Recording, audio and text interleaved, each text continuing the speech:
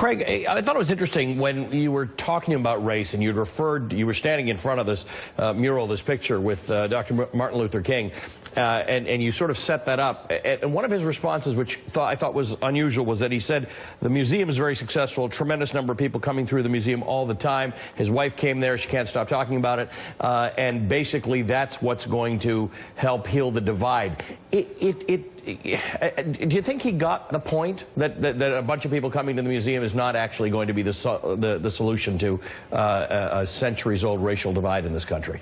No.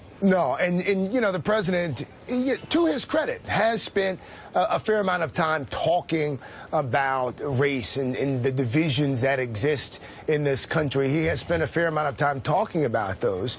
Some of his advisors have hinted and indicated outright that there would be some forthcoming action soon. What that is in the form of, we don't yet know, but the president has spent a fair amount of time talking about the problems that exist in this country. You know, one of the things that did strike me out, he seemed genuinely moved by some of the exhibits that he saw there in that museum. That was actually my first time at the museum. It's very hard to get a ticket to the museum here in Washington, D.C. There's quite the wait list.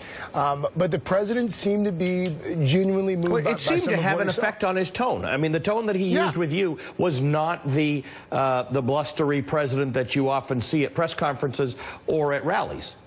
He seemed somber. He did. And it wasn't just him. I mean, you saw Dr. Ben Carson there with him. Tim Scott, who's become quite the travel buddy of the president. Tim Scott was with President Trump on Friday as well in Charleston when he toured that Boeing facility there in South Carolina. Also with today as well, the junior senator from South Carolina, and he has said that those two are part of a group of people that he has been talking to about the next steps, how to move forward with regards perhaps to legislation, whether it's an executive order. Those are the outstanding questions. What is the action going to look like? Right. So he seems to be getting closer to identifying a divide and talking about it, but not yet to the point where there are solutions. Again, you asked him very specifically in referencing Dr. Martin Luther King that he wants to be the eliminator of that divide, the joiner of people, but no recipe yet. Not yet.